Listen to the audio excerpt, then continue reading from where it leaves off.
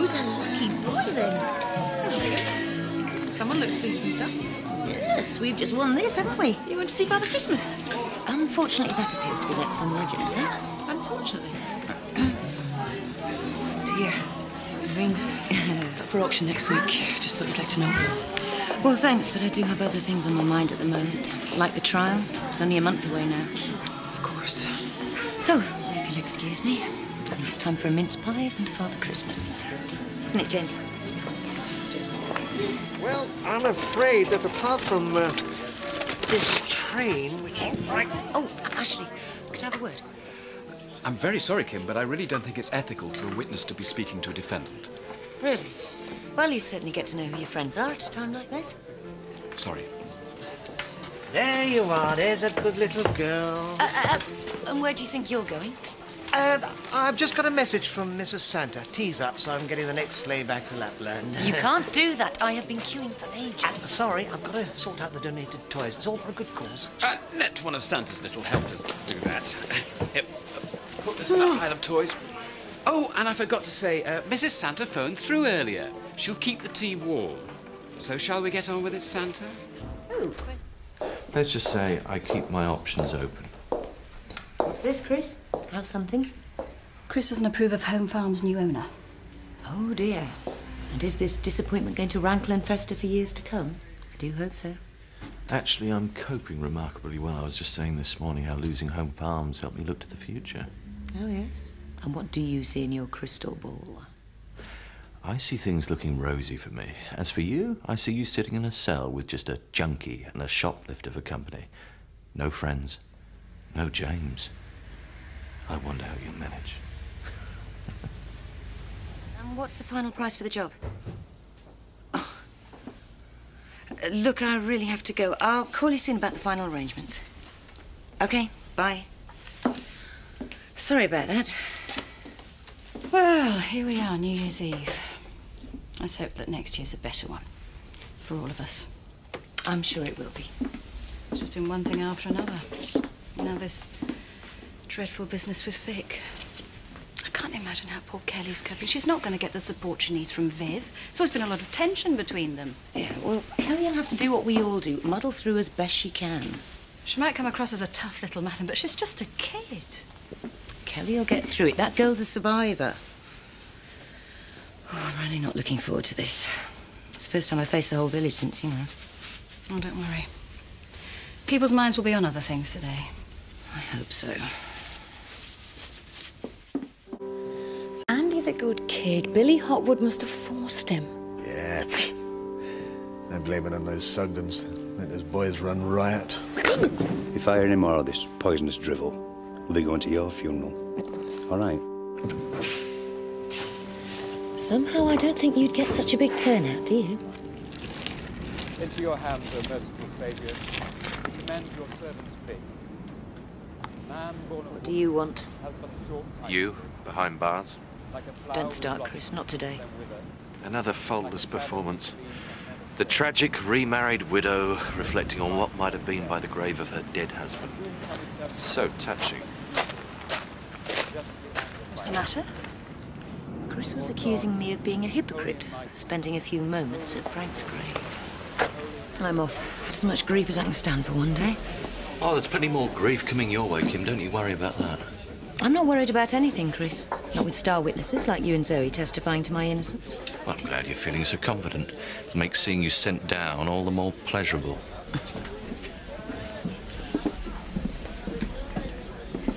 Who are you thinking about, though, Caroline? I mean, calling Chris Tate as a witness for my defence. The man loathes me. That's it, exactly.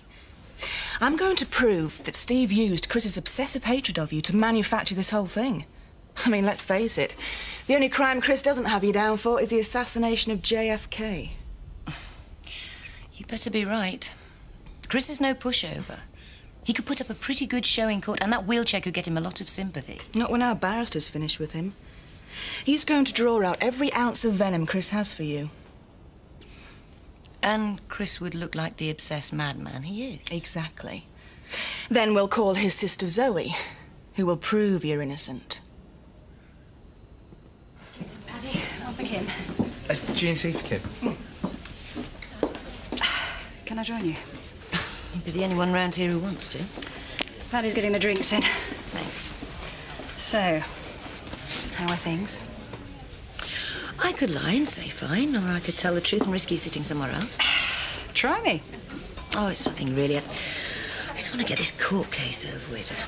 As long as there's a question mark over my involvement with Kathy's accident, people are giving me a severely wide berth. Not everyone. You are in the minority, Zoe. Just a few more weeks and everything will be back to normal. I hope so. Well, my solicitor's very confident, which I'm happy about, because I'm a bag of nerves, even though I'm innocent. Should you be talking to a material witness? She's not. She's talking to her stepdaughter. Now go away. Well, not before I bought Kim a drink. Could be my last chance to be generous. Except a Christmas card when she's in prison.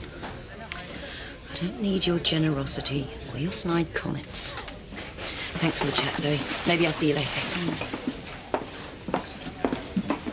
I've given him his lunch. Oh, thanks. Have you got a minute, Zoe? I was just going. Come on. I've got Chris coming over for dinner tonight. I've already cooked him pasta. Have you got any ideas? I'd recommend something with cyanide in it. I wasn't talking to you, Kim. Oh, believe me, I've got your best interests at heart, Laura. And it'd save you having to think of a pudding. It is good of you to offer advice, Kim. I mean, you won't have to worry about dinner parties where you're going, will you?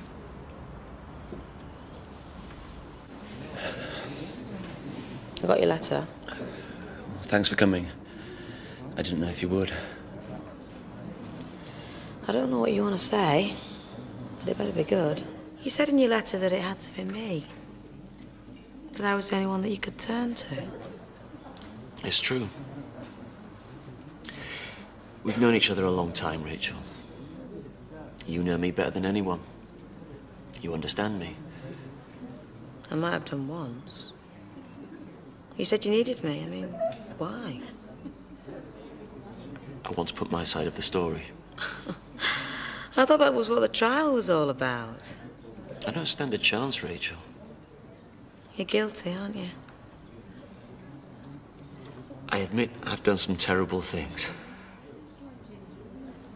I lost your money, and I'm really, really sorry about that. I stole the horse, but I didn't try to kill Kathy. She must have thought that you did.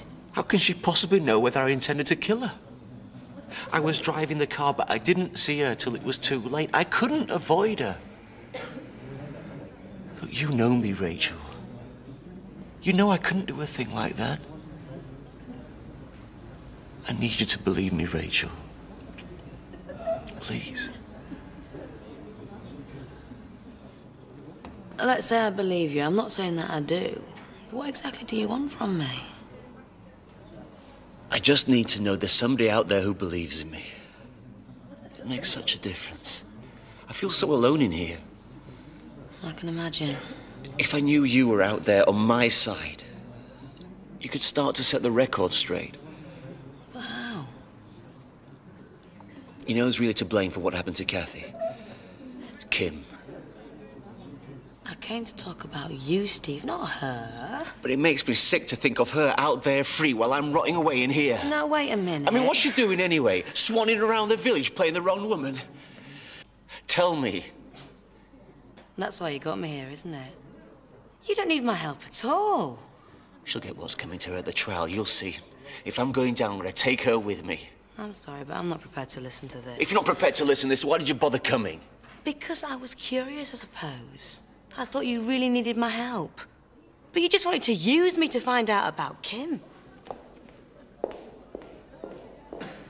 Sarah's done nothing wrong. You want a villain, she's just walked in. Envelopes and writing paper, please. Well, they'll be handy in your prison cell. So how are you coping? Fine, thank you. That was very heartfelt. Yes, it was. What are you doing, looking for a sympathy vote before they send you down? I don't need sympathy. Justice is all I'm after. Well, that makes two of us. Because I can't wait to see you behind bars, girl. Thanks.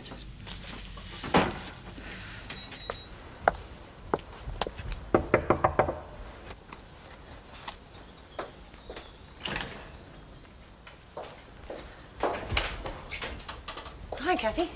Can I come in? I need to talk to you. Sounds serious.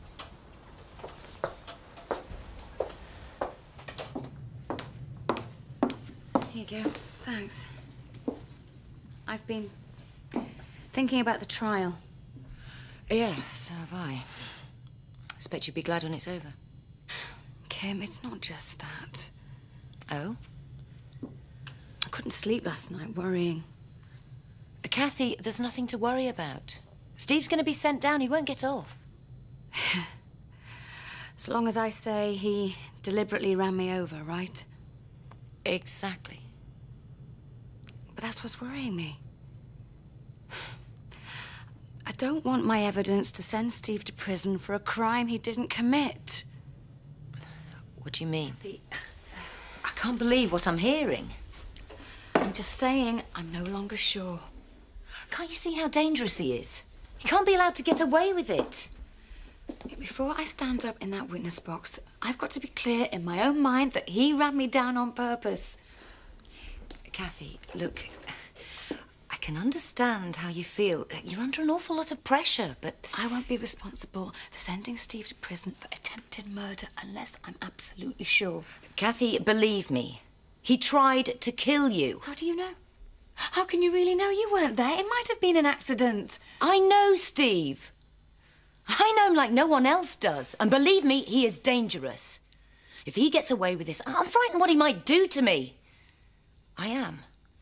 You don't know what he's capable of. Kathy, you have got to stick to your story. Please.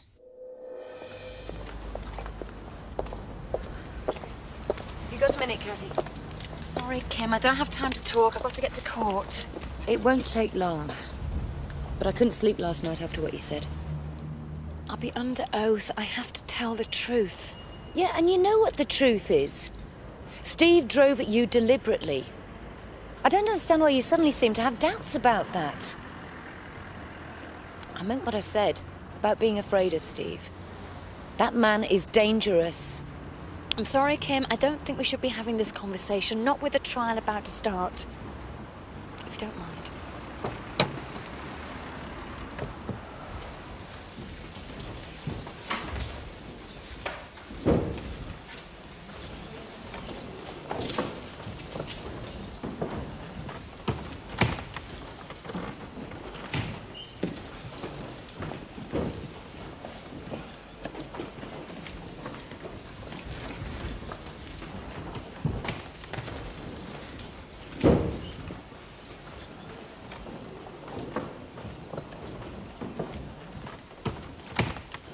All stand.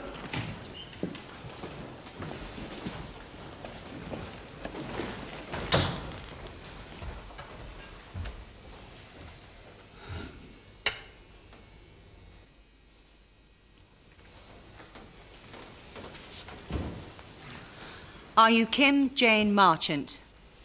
I am. Are you Stephen Marchant? Yes. You are both charged with theft. That on September 15th, 1998, you stole a stallion, Orsino, valued at £300,000. How do you plead, Mrs. Marchant? Not guilty. Mr. Marchant? Guilty. You are further charged with attempting to obtain money by deception, namely the insurance from the loss of the horse Orsino. How do you plead, Mrs. Marchant? Not guilty. Mr. Marchant? Guilty. Mr. Marchant, you are further charged with attempted murder in that on the night of September 15th, 1998, you drove a vehicle at high speed at one Mrs. Kathy Glover with the intent of killing her. How do you plead? Not guilty. You may both sit down. Your Honour, I appear for the prosecution. My learned friend, Mr. Derbyshire, appears as defence counsel for Mrs. Marchant, and my learned friend, Mr. Keating, appears as defence counsel for Mr. Marchant. Your Honour, the accused, Mr. and Mrs. Marchant, are bound together not only by the vows of marriage, but by greed and ambition. They enjoyed wealth. So when they lost all their money, they decided to take desperate measures. Mrs. Marchant will claim that her husband acted alone, but the prosecution will seek to prove that they acted together in planning the theft and the ensuing deception. The plan went disastrously wrong, so much so that in his determination to avoid recognition and capture, Mr. Marchant deliberately tried to kill an innocent young woman, Mrs. Cathy Glover, who had the misfortune to be in the wrong place at the wrong time. Miss Dixon, you agreed a price of £200,000, and at midday on the 15th of September 1998, you met with Mr. Marchant in woods near the home farm stud, where he handed over Orsino in exchange for cash. Is that correct? Yes. Did Mr. Marchant seem to be knowledgeable about horses? Well, he brought me the right one. Let me put it another way. It was Mrs. Marchant who worked at the stud, not Mr. Marchant. She knew all about horses and their value. Doesn't it seem improbable that he could have acted alone without her expertise and knowledge? Your Honour, my learned friend is inviting the witness to speculate. I agree. Please disregard that question. The theft took place in broad daylight. Mrs. Marchant worked at the stud. It must have been very difficult for Mr. Marchant to steal the horse without his wife noticing. Your Honour... Miss Sharp, I am not happy with this line of questioning. Very well, Your Honour. I have no more questions. Get out of that one, Kim, dear. Stay there. They should know everything that you get up to, Dad. I've more practice than yon, Pillock.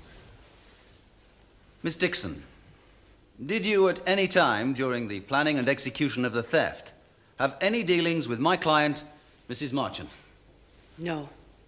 Did Mr. Marchant at any time suggest that my client was involved? No. Thank you, Miss Dixon. Kim, how nice to see you here. Enjoying your last hours of freedom? Do you mind if we eat somewhere else? What for? The words condemned, hearty and breakfast come to mind.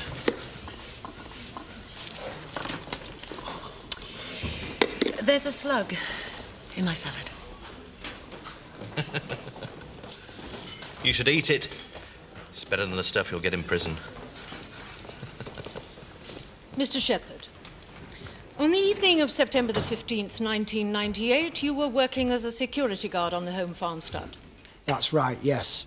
Now, as we know, earlier that day, the horse Orsino was stolen and another horse, Toby, was placed in his stall. During the course of the evening, did you look in Orsino's stall? No. Why was that?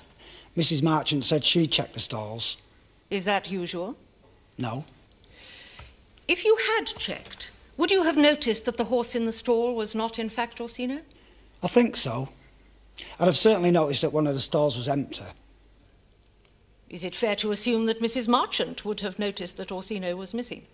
If I would, she would. So we have to ask why, on that night of all nights, Mrs. Marchant offered to check the stalls. Was it perhaps to conceal the fact that the most valuable horse in the entire stud was missing? You'd better ask her.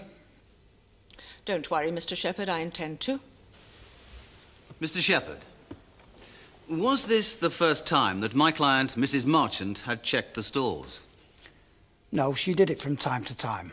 So, not that unusual then?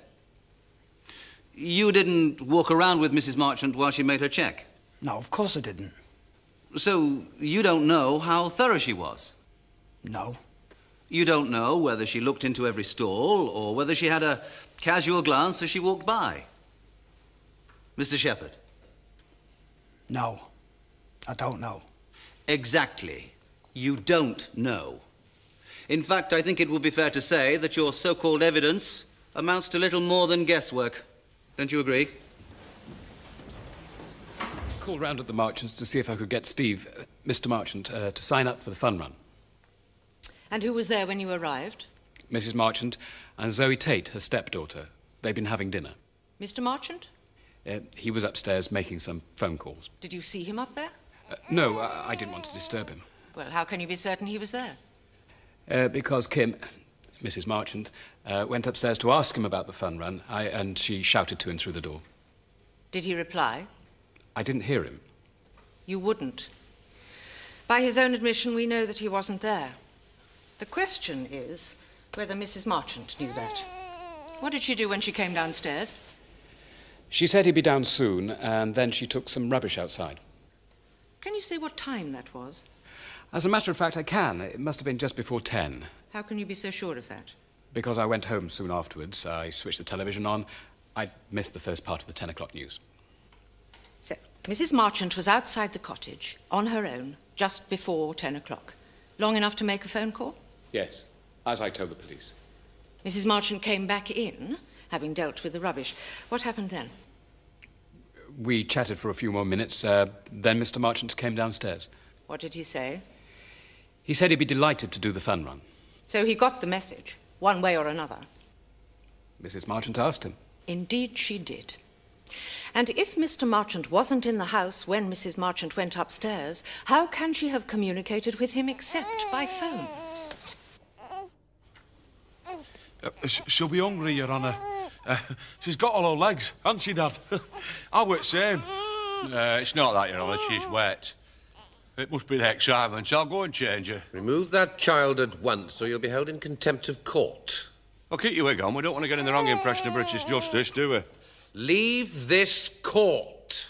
I bet you feel like a good cry, too. Detective Inspector, the money in this case was never recovered. Is that right? That's correct. Have you any idea where it might be? Our inquiries are continuing. I take it that means no.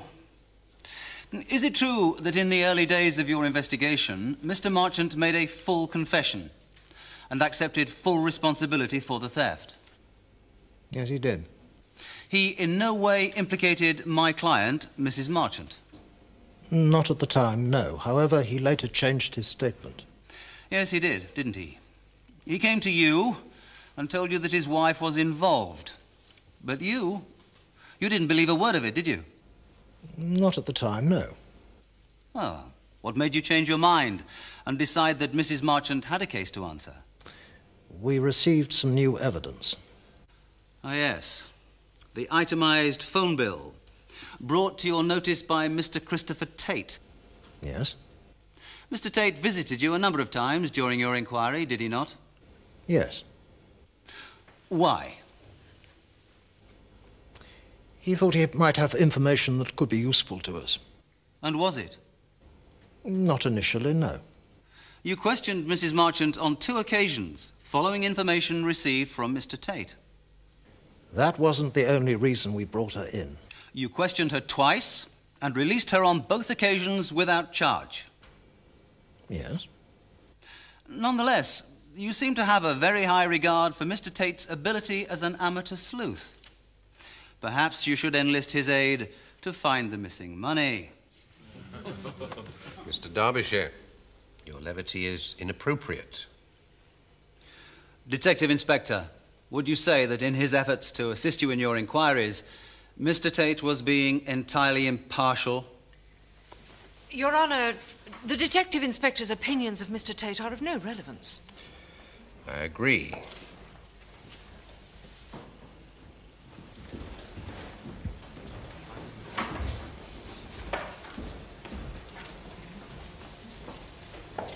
I swear by Almighty God that the evidence I shall give shall be the truth, the whole truth, and nothing but the truth.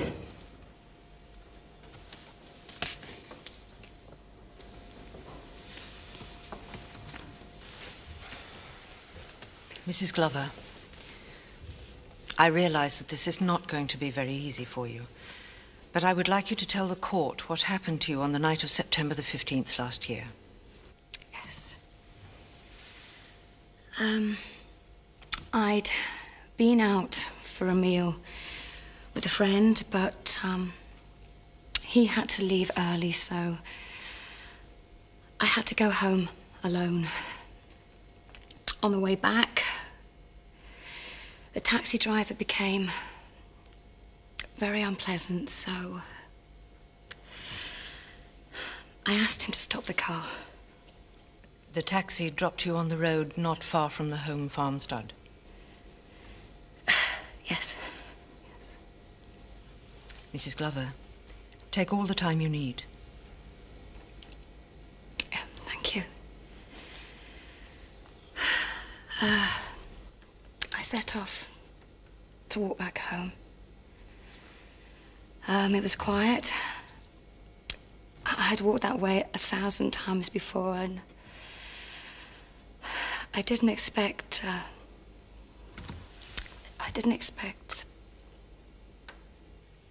What happened?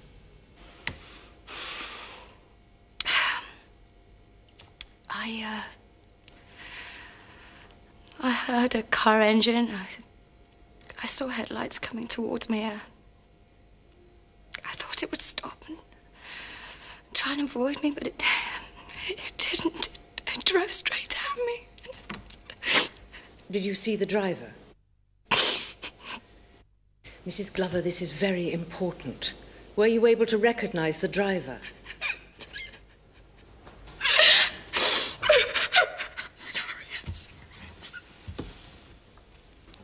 Your Honour, might I request a brief adjournment? Yes, I think that would be appropriate. Are you quite sure you're ready to continue, Mrs. Glover? Yes. Before the adjournment, I asked you if you recognized the driver of the vehicle which knocked you down. Yes, I did. And who was it?